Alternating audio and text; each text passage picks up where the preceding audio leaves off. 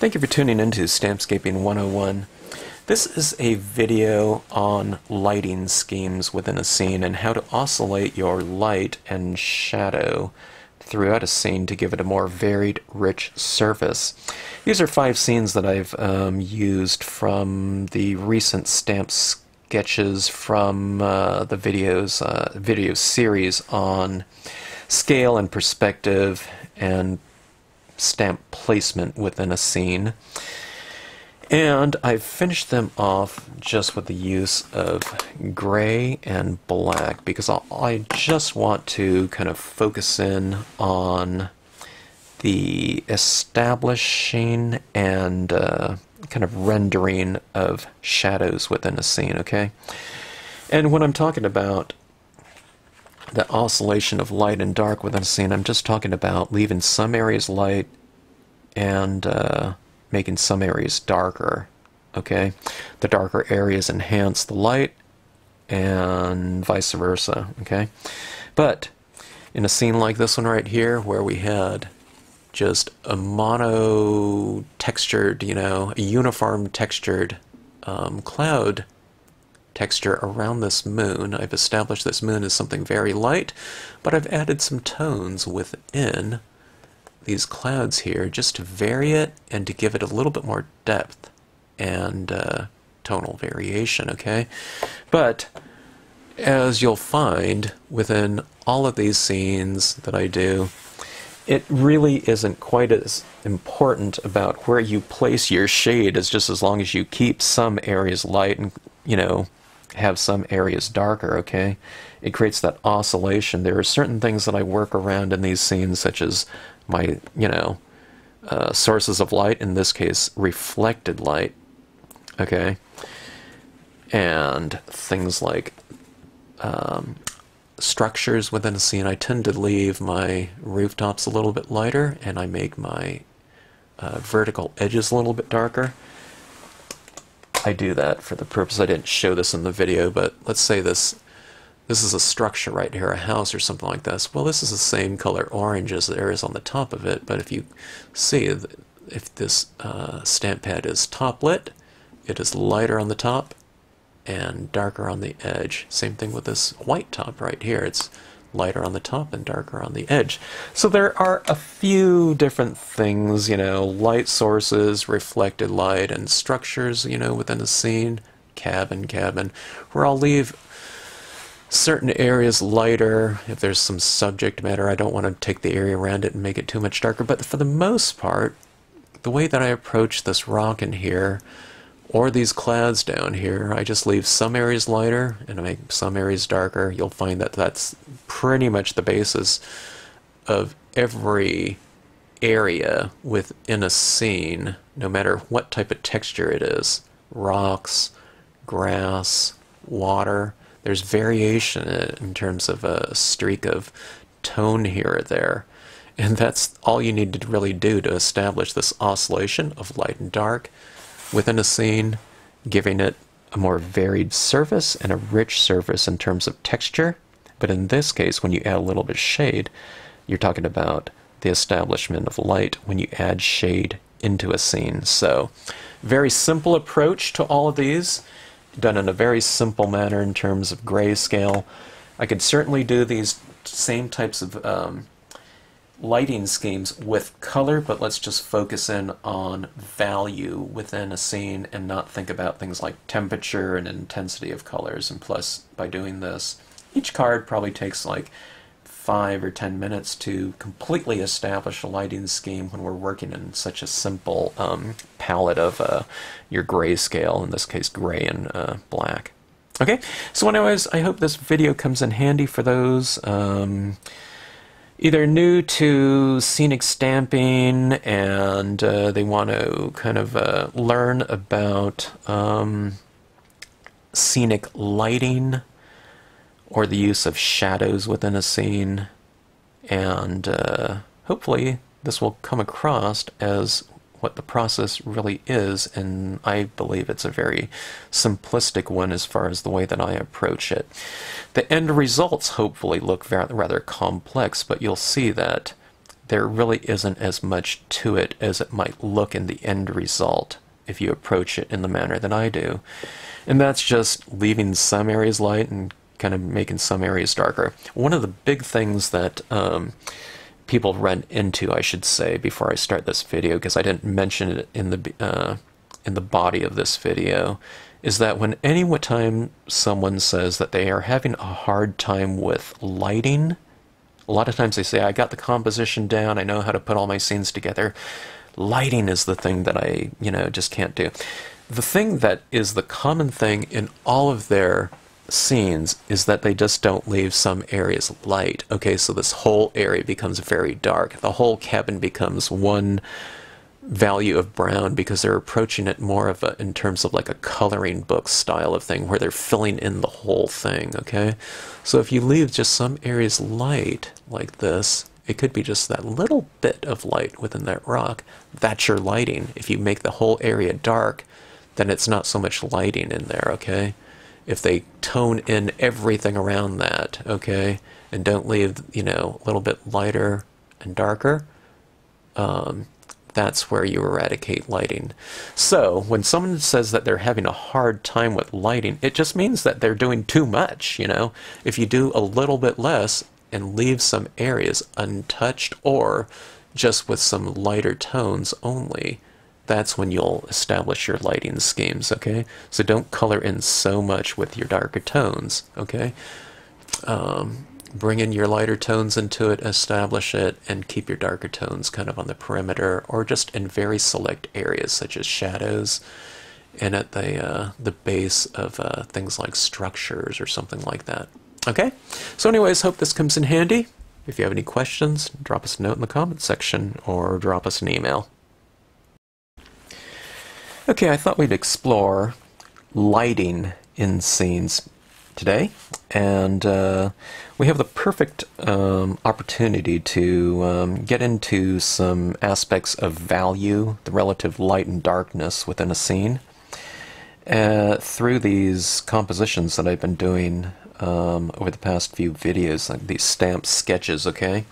And I'll go over them one by one, and I'll tell you just some of the ways that I would approach adding value, adding tone to these scenes to kind of define the lighting and light sources, perhaps, within a scene. Okay, so let's just get right into it here and start off with the first one. Now, these compositions and this, they're all monochromatic. They're just stamped out in black. Now, I could use color on these, but for the sake of this video and this lesson, we're just going to be utilizing gray and black. Okay, I don't want to get into, you could use the same approach with color, okay, but you would be building up colors from kind of in the manner that I do a lot of times with other videos that explore color. But in this case, let's just make it quick. Let's do some quick lighting and shading schemes within these, and the fastest way to do that is just to keep it monochromatic and to just continue to work in your grayscale. So in this case, I could use just all black ink, but let's just go ahead and use some of this Memento London Fog. Could be another gray from another, brand. And I'll just use the black Marvy pad again. Okay? So let's take a look at the scene like this, okay? It's just very, very basic as far as the different textures and forms that are involved, okay? Now the cloud textures, all of the Stampscape stamps, well, for the most part, maybe not this branch like this, but, well, even this branch, I guess, the larger portion of it has some value in it in terms of light and dark. But the stamps are tonal, okay? So you see some different values depending on the density of the stippling that's involved. Okay, but for the most part, when we get something stamped out like this, where you add additional tone or where you enhance the existing tonal structure is completely up to you, okay? Now let me show you what I mean by that. Okay, now in a scene like this, we have that moon, so just in theory, unless you had some kind of artificial lights, like a big spotlight coming from the ground, you know, you would have other areas of the scene lighter than that moon, okay? So I'm looking at a scene like this. I call it skyscape. I want to keep that moon light, okay?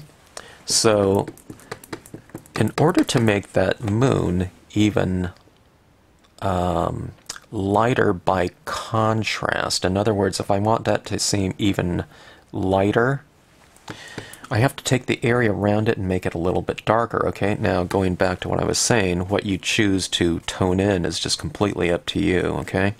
So, if that's my light source, okay? That's my moon as my light source, and it's hitting some of these clouds, okay? Some of those clouds are going to reflect that light, okay? Now, where I choose to, you know, have, you know, these clouds illuminated by that moon is completely up to me, okay? Just as long as I keep some of them a little bit lighter and darken in the other areas, okay? Or areas around it. I hope that makes sense. So what I'm doing right now is I want to oscillate the use of tone so that we have this oscillation of light and dark. And again, it doesn't really matter where you do it. Just as long as there's a little bit of variation. And I think that makes for a nice, rich surface, or a richer surface than having everything kind of monotone. It's monochromatic in terms of color here, in this instance. But we generally want to kind of avoid a monotone look. Just like my voice is monotone all the time. Okay? So in other words, what you have is kind of this surface that is somewhat checkerboarded, okay? So in other words, I mean, it's not cubes or anything like that, but you have this oscillation of light and dark. So I have light,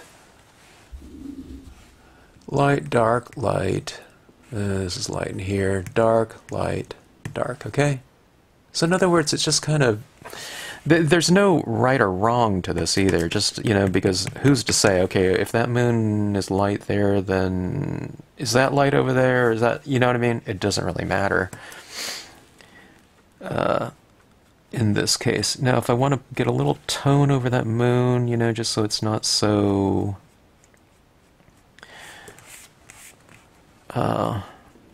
bright or monotone, again, just all light, you can kind of diffuse it a little bit. You can put a little bit of tone over the top of it, okay?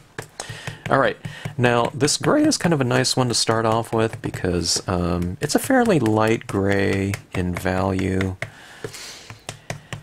And without kind of having to make too strong of a commitment to that shading, okay, the shadows, I can kind of just apply it very lightly and see what it's going to look like as well. That's why I usually start off from light to dark.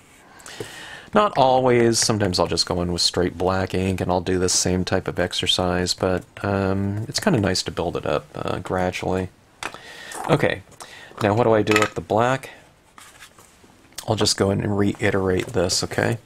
Reiterate where you've laid down some of your first color, okay? Now, if you've left some areas white, you're saying that those areas are lighter, so I wouldn't go into those areas too much with the darker ink if you didn't go into it with the lighter tone of ink. So those first colors in this kind of process, you know, the layered dye-based ink, those first colors are kind of to establish what you're going to do with the darker tones, okay? So we do this, I'm adding black, but see, it's not like that black right there, it's more like that black, okay? See? And the more you kind of build it up, it happens kind of in a nice gradual fashion, this way. If you want to get something darker, what you don't do is you don't squeeze it out, you know, like, oh my gosh, it's not getting dark enough. That's where you start getting like hard applicator shapes, okay, of whatever type of applicator you're using, okay? And this is glossy cardstock, so I'm able to kind of spread it around easily. Okay, now this is matte paper right here, but this is kind of what I'm doing right here on here, okay? It spreads even easier on glossy cardstock, okay? But that's not to say that you can't do this on matte cardstock. I did some experiments recently in the videos, and I was kind of surprised at just how much you can kind of spread the dye-based inks on matte cardstock, especially when you have those foundational layers of the lighter colors built up, okay? When you start building up colors, the surface of the paper gets a little bit slicker because the pulp of the paper starts filling up with moisture as you build up your tones, okay? So you can see, as I get a little bit darker, now I've run some color over the, you know, the front of that moon, but we're starting to see that oscillation of light and dark a little bit more, and I think that makes for a more interesting surface when you have variation like that. In a scene like this, where you have some cloud structures like that, now there's only so much I can do with my stylus too, and just free-handing that color in. So maybe we see these kind of billowy types of textures within the cloud. Maybe I can go in with some, you know, that torn paper towel technique. A lot of people do this for things like mountains, in kind of a dusk type of setting or something like that, where they're very soft and kind of transition into the background, which I love that look. But I also use this torn paper towel for adding in shade, okay, into my soft textured imagery, which is oftentimes the sky figures, okay, and clouds. Okay, so it's a perfect opportunity to do this type of technique, and it's a really easy technique, but it's also very effective, which is, to me, some of the best types of techniques, right? You want it easy to do, but you want it to be very effective in the result, okay? So you have something like that. See how that works in there? And then you can kind of change your location of it, like so. And just keep layering those tones. And what you'll find in a masking situation like that, you'll be layering your textures, okay? Adding to hopefully a nice rich visual surface, okay? Add it down here, maybe.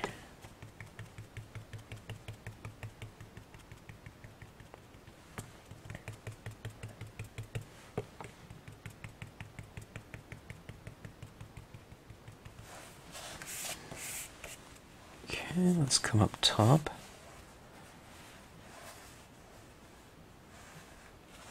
Maybe I'll flip this over.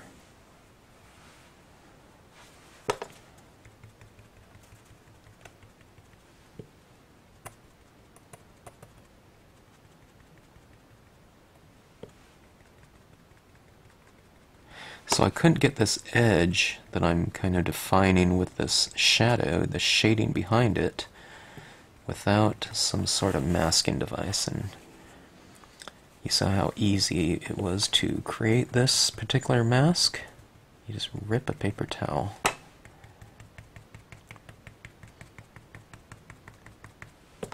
Probably have it 2-ply, you know, just so the ink isn't kind of soaking through the paper towel.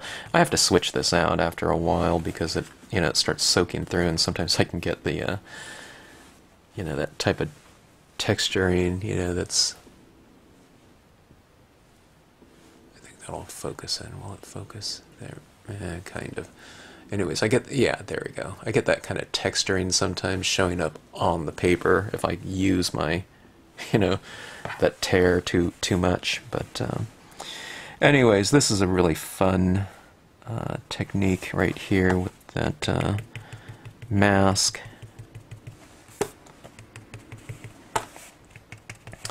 Okay, so anyway, I could go on and darken this even more and define things a little bit more, but I think you get the point of this one right here. By adding all this tone around my moon like that, it makes the moon stand out a little bit more, and it makes that cast light from that moon a little bit more effective, especially when you have this shading throughout here. You know, we have this, then we have a varied surface. Everything was the same before, but now we have a little bit of depth, right, within the forms. And it's all supposed to be the same form. So when you have something as kind of monotone as that texture in there, you can just define the depth wherever you want it to be, okay? And there's no trick to it. It could have just as easily been left light over here and dark here or here. Could have been a little bit darker here and much lighter right over here. It's whatever you want it to be, just kind of vary it a little bit and you'll be all set. Establish it with a kind of a light gray and then work into those established areas and just define them a little bit more. So it's dark over here and I just keep darkening it in a little bit more, and the darker you take your dark areas, okay, the lighter your light areas are going to seem by contrast, okay? Because we're not making light, we're just kind of giving the illusion of light through the use of contrast, okay? Because in cards it's not like you have like a flashlight behind, you know, your scenes or something of that sort, okay? So you just have to define whatever you want to be the lightest with the use of contrast. Okay, now I've taken a little bit more time on this one, but just to kind of talk about the fundamentals of lighting and that oscillation of light and dark. So can't talk this morning. Let's really get into it here with some of these other scenes, and let's do it, I don't know, quick for me, I guess. Okay, let's take a look at some of these, okay? Now I'm just going to run through these really quickly using those principles, and let's see how many cards I can get through in a fairly quick manner. We have our two moons in here. We have our moon and our reflection of a moon, okay? And we have our little subject matter in terms of that snail. Alright, so let's oscillate the use of light and dark, okay? Let's go back in with the gray. I want that moon to stand out, so let's take the area around the moon and make it a little bit darker, okay? And let's keep in mind that oscillation of light and dark.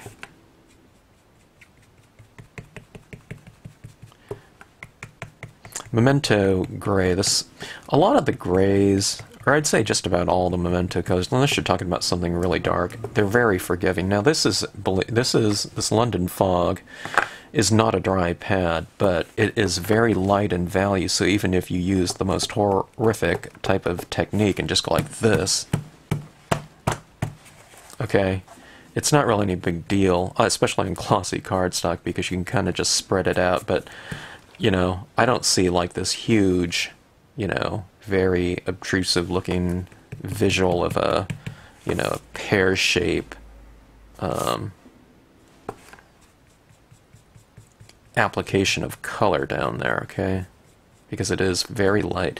But even if I do that, let's say if I squeeze out a ton of color like that, it just really spreads out very nicely on glossy cardstock, okay? This is not glossy photo paper like inkjet paper, it's cardstock, okay? It's the paper that you would typically see postcards printed on, or that's what the printing industry uses, or they use book covers, you know, or it's glossy cardstock. Okay, so I'm making the moon stand out lighter, okay, because that's a light source and reflected light. Now, see, I'm putting some tone over the tops of these rocks, but I like to vary my, application of color a little bit, so I tend to think, these rocks might be reflecting some of that moonlight, so I leave some of them a little bit lighter like that, okay? Not all of them. I mean, you could have left those ones light or these ones light too. I'd put a little bit of tone on them, but you don't have to put too much, okay? Maybe just at the base of them, so it looks like a rounded form. And in your water, see, I'm just leaving some streaks of, light throughout here. Okay. Now that snail, maybe it's reflecting some of that light, but maybe on this back side of it, there's some tone. The use of pens might be very good too in a situation like this where you have a kind of a detailed image. Okay, now this area right here down below is kind of being blocked off by this tree trunk, and in this case it's probably more of a branch because we have that snail on it. But let's put a little bit of tone down there. And I probably won't have too much lighting down here in the foreground, maybe a little bit, okay? But especially on this branch or a piece of wood that the snail's on, I'll tone that in.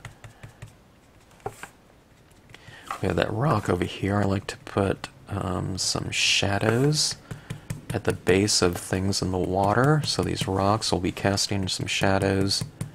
Okay, so at the base of things, I like to add shade. Okay, so we can kind of see that oscillation again. We have light, dark, a little bit of light on those rocks in there, dark, light, dark, a little bit of light behind that snail, dark, and maybe I'll keep a touch of light down there, just a speck of it, okay? Alright, let's see what that looks like with some black ink. Okay, now I won't, I won't render these darker tones too much because I want to get into the next scene, but I want you to see how fast this could come together, okay? When we are talking about lighting, now if I was doing a lot of different blue tones or something like that, a cool night bluish color scheme, I'd be working through, 3, 4 different values of blue. Could be different temperatures of blue. It could be a warm blue too, like a aqua blue, aqua green. It would take a little bit longer, because I would just layer my colors a little bit more. But I don't know, can you see this coming together though? Really quickly, just with this monochrome treatment here. See that? I'm putting some of this at the base of that rock. Hopefully it makes the rock seem more rounded by saying that the light is, hitting it in a different manner depending on the location of the rock, okay? So when you have a rounded form, you have it darker and then it gets lighter and lighter and lighter, and then it's lighter on the top surface, or where, whatever direction the light is coming from. Okay, same thing down here. Remember the base of things, I put a little bit of tone in my shadows like that. So now we have that pines and rocks casting a shadow right there. See that? And I'll do the same thing right there. See how it's very light right there? So we don't have that moonlight affecting it too much. So I can have it affect it more just by putting in a little bit of shadow right at the base of it, okay? Like so. Now, in this water right here, just for some variation, I do this type of thing. I put in some streaks like that. Let's just keep doing that. I did a little bit with that gray. Let's do it with this black. See how nice that looks? And it also, what does it do? It varies that surface in terms of the tone, right? So we have that kind of like streaky kind of oscillation. You can reiterate it in the sky as well, because that's kind of the shape, that's kind of the character of that particular image. In this case, it's the glowing orb. Stamp. I love reflections and water scenes because it gives you an excuse and an opportunity to add more sky to a landscape with the use of reflections, okay? Alright, now this isn't the perfect use of this stylus tool right here because I can get more detailed with like a pen, but let's try to color in some of that snail.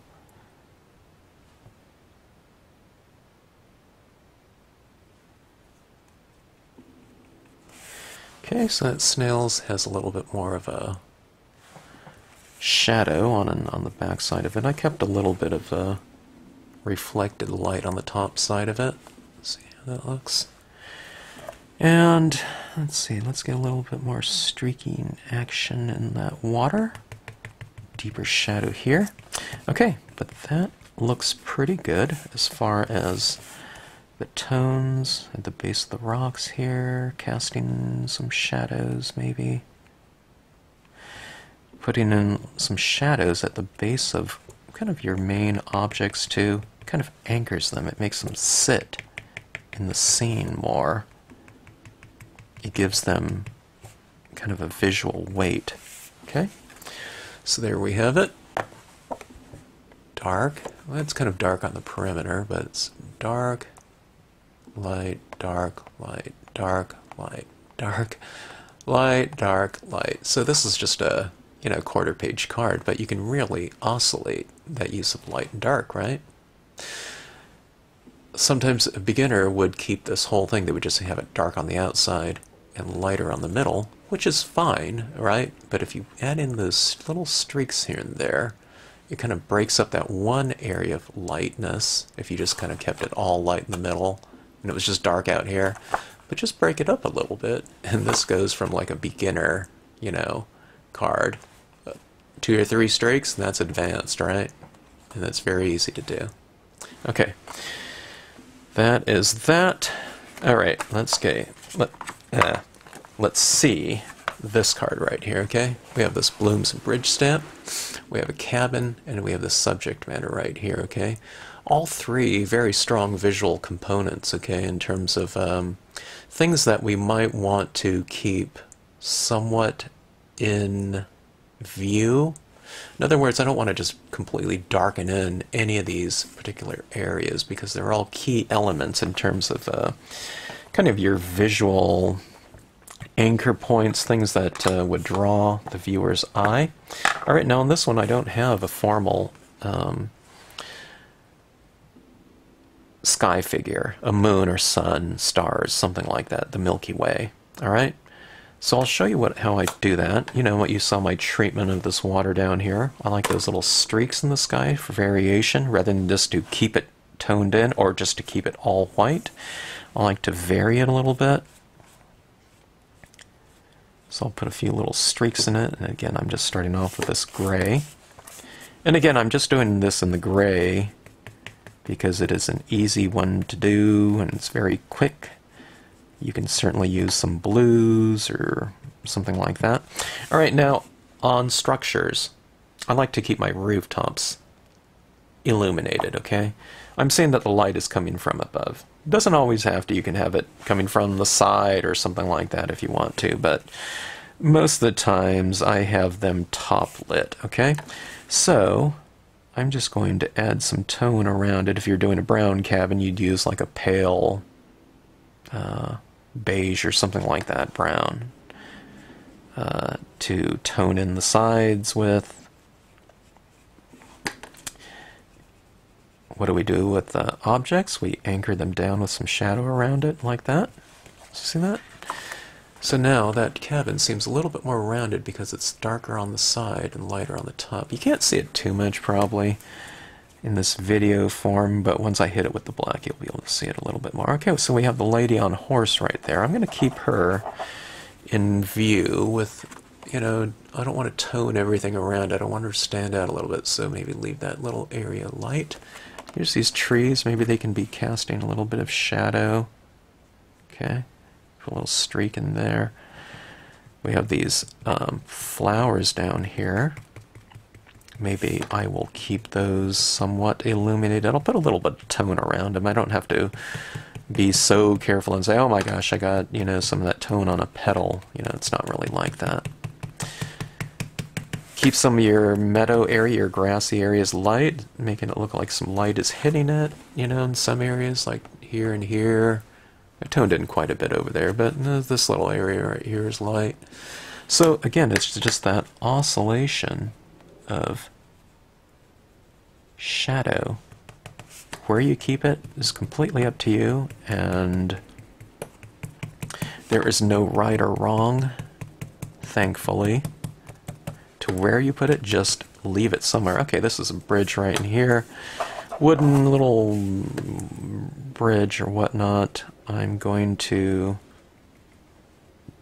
tone that in. Maybe it's not so reflective. Something like snow is very reflective. But things like wood and natural forms are not as reflective, okay?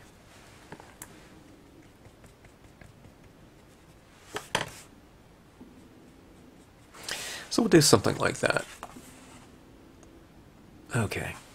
Now let's kind of push back this foreground here a little bit from that background right here. She's a little bit too close to this, so I'm going to do my masking technique right here, and I'll say that there's a little bit of a ridge right here. Nothing too harsh, but let's do something like this. Let's mask off. Okay, I'm going to mask off like right here and right here. Okay, and make it a little bit darker in the foreground. So we're seeing that there's a slight slope, I think, in that area. Let's go about like this.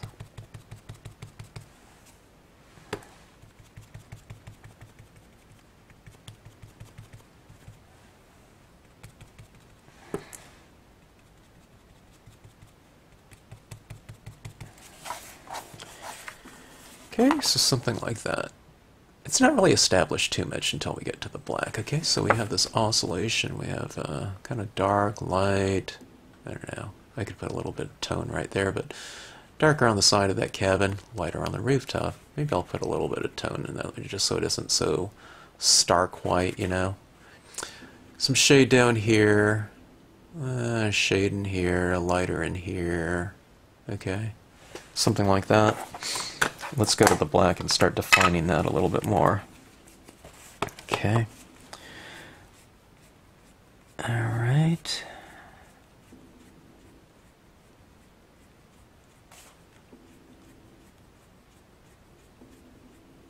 Most people respond to color. Color is kind of more, you know, there's emotional traits and qualities that are kind of associated with, you know, the various temperatures and hue intensities of color, but a lot of times I do enjoy working with kind of a monochromatic or even just black and white grayscale scenes. I do like black and white photography a lot, and I've always been a fan of kind of prints and drawings, sketches, you know. But even if you aren't a big fan of that, this is kind of a good exercise to do, just in terms of strengthening your eye for value and contrast. And then, in doing something like exercises like this, when you go back to your color work, you'll find that your sense of lighting is that much stronger because you're not using color. You have to kind of define everything through value. So if you get your value, your sense of lighting and value down really well, when you take that back to your color work, it's enhanced that much more because you can bring that kind of sensibility back into it. So for me, it's always kind of a good exercise to do these black and white types of grayscale finished scenes once in a while.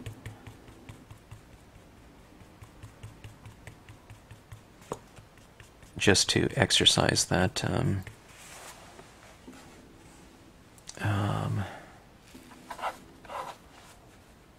what is that? Technique, I guess. Not technique, but I don't know, your sensibility, I guess, your eye for lighting. Okay, let's go back into this meadow here and add, you know how I did that with the cloud with the torn paper towel. Well, you have kind of textures running throughout your grassy meadows too, which are very similar to, in many ways, to like cloud formations, okay? So you just use this exact same technique in grassy areas. And again, it's really fun to do this type of thing. It's so easy, and you can bring so much variation and texture to your work that way, rather than just going with the same type of tool, you know. In painting, you know, if someone has detailed work to do, they're not going to use their, you know, their large brushes. You know, a painter uses, you know, several different brushes over the course of a painting usually, unless you're someone like Van Gogh, which he probably just, you know, was using his palette knife and probably couldn't afford very many brushes, so he just did what he, you know, had to do. But normally people are using different tones. Okay, see, I put a little bit of a horizon right up there, going over there.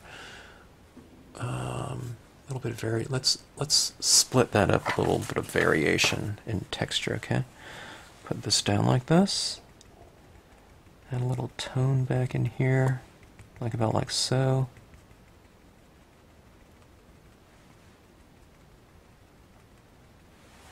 Okay, so something like that. If it's too harsh, then we just reduce the contrast of it and make it a little bit darker. Okay.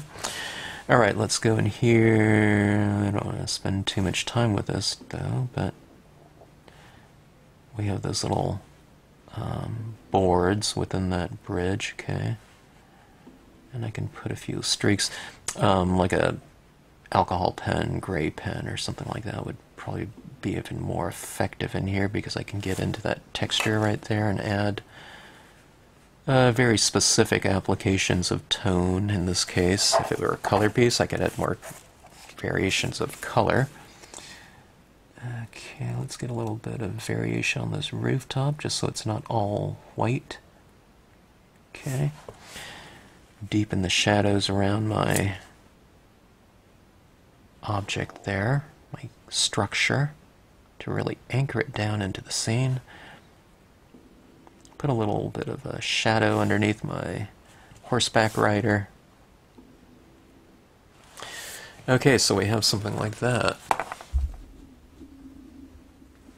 Okay, quite different from the non-toned piece. We have kind of a passage of light throughout here, but we have that variation happening throughout, making for a more varied surface in terms of lighting. Okay?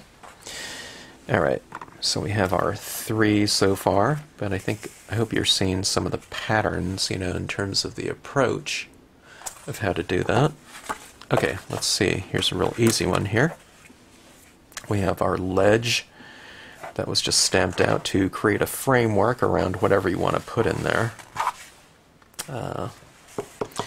Let's have the lighting coming from within there. It'd be perfect for some kind of quote stamp or something like that. But let's go into our ledge. All right. See this? It already kind of increases that lighting right there, right? Oh. See, I was just using the black. I completely forgot about the gray. Let's go in with the gray and add some of that in.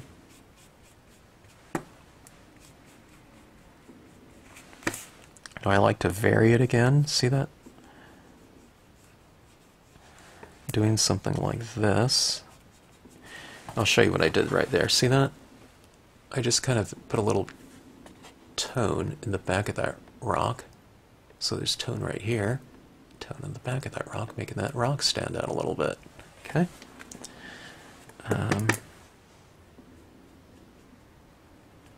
And it varies it.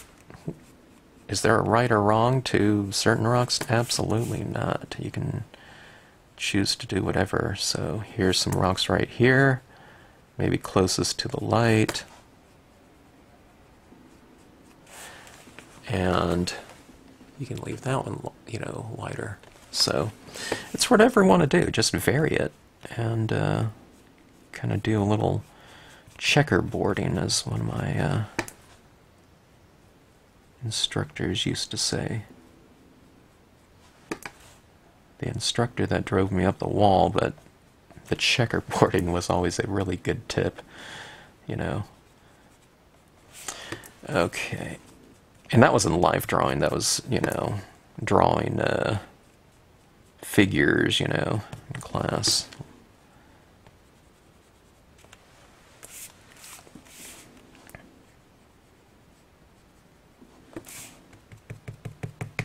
So see that? Now we have a varied surface, okay? Let's hit it with a little black and we'll be done with this one. Okay, just kind of reiterate what you've done a little bit, but do it a little bit less so because this is a darker color.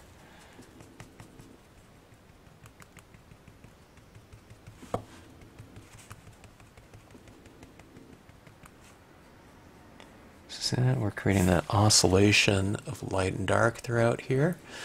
It makes the rocks seem much more dimensional rather than, you know, flat 2D, even though there is tone within the stamps themselves. They're tonal, they're made up of dots, so we do have some inherent shading within there, but when you reiterate that shading in some areas a little bit more than others, it makes it seem even more dimensional and round. And when you have lighting within a scene, in addition to color, it can create kind of a more of a emotional statement to you and your viewers of your scenes, okay? Everyone likes lighting, you know, a nice sunset or dusk and dawn, you know. People hang out at the beach for that, you know, the golden hour or something like that, you know, to watch that sunset, you know. And that's just simply a time when you're, you know, people are much more, they're made much more aware of the, you know, the changes in lighting that are happening before them. And we can kind of do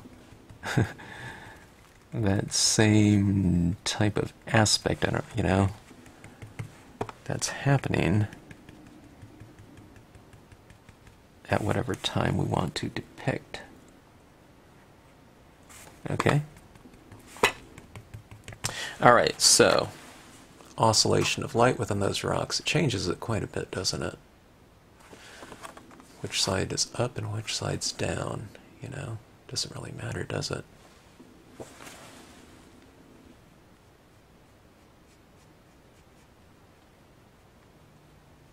Okay. Alright. This one's just like that other one, you know, with the meadow, okay? I won't do too much with that. Let's do something with this one right here. But this one would follow suit with this one, okay? Except this one just doesn't have the blooms and bridge in there. Okay, this one right here. We were talking about a lot of texture, right? Now we can see the cabin for sure, but let's make that cabin stand out a little bit more. And let's mellow some of these, you know, heavily textured areas within the scene. And not by eradicating them, but just kind of mellowing out certain areas of them. Okay, so what you have is background rocks, midground cabin, foreground, I don't know, more rocks, more of that ledge. It's the same ledge that was used on here, and that grassy texture down here, okay?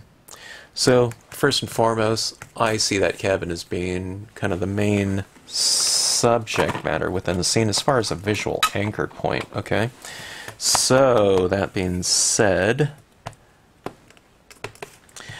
let's give the area behind the cabin a treatment of some value and tone. If you're working in color, then you'd be giving a little bit of color treatment to it.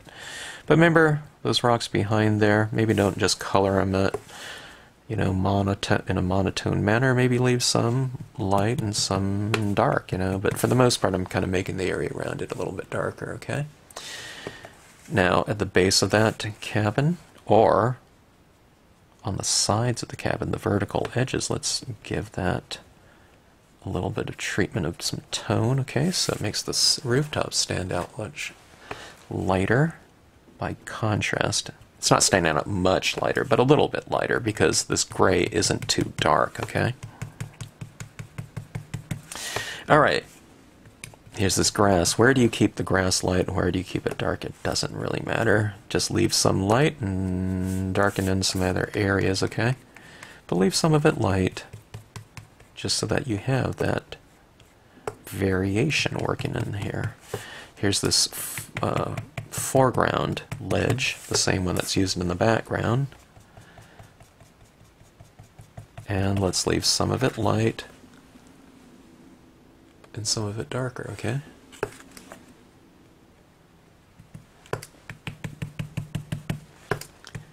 Okay.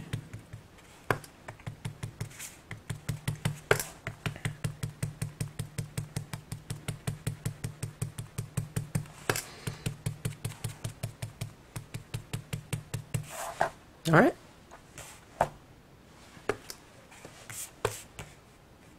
Yeah, let's put a little bit more in that area. Okay. All right, let's move to the black.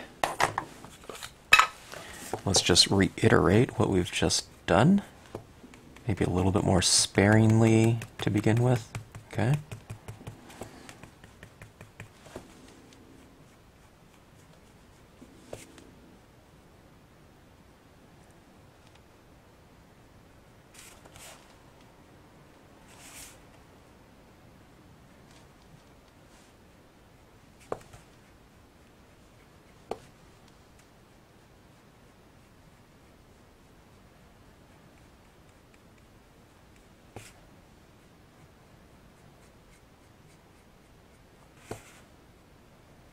See how mottled that background rock is starting to look? So the thing is that that first color, that first tone that you lay down, in this case it was gray, it's the establishing value or tone, okay? So the thing is just to keep with that, whatever you've established there. Now you can deepen some other areas, but you know, if you decide, oh, I should have made that area darker, or instead of leaving that light, I wish I would have put some tone down, just go back to the gray and just add it back in there, or whatever first color you're working with. It doesn't always have to be gray. I mean, this could have been a blue or something like that. I would typically recommend going with a lighter tone, though, and establish your areas of shade with a lighter tone, and then just deepen those areas later with darker colors. Okay, so you see that cabin is starting to stand out in terms of the rooftop a little bit. Let's put a little bit of shading underneath the eave, you know, maybe that'd be where a little bit of shadow is being hit by that, you know, the rooftop. Maybe at the base of the cabin I'll put a little tone. Okay, so we're just kind of following the concepts that have been laid out in the previous scenes. Okay.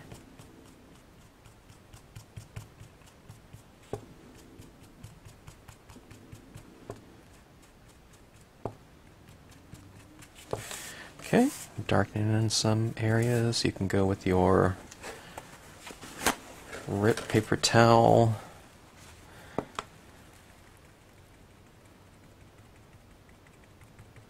Down on the grass. Okay, just for some variation.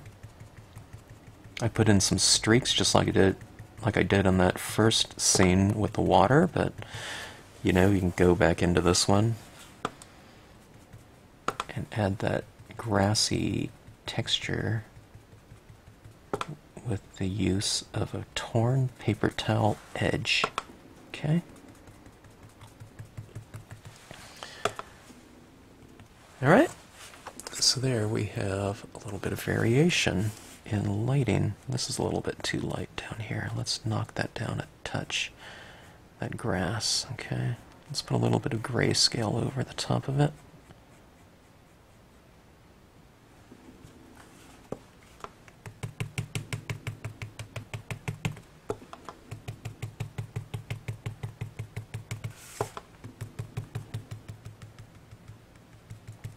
Changes the quality of it, doesn't it? In terms of not in terms of quality, good, bad, but just in terms of the emotional quality of it. By having that lighting in there, it feels different than before when you add those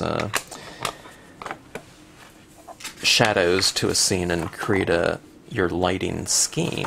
Okay, now let's take a look at what we've done here. Let's see.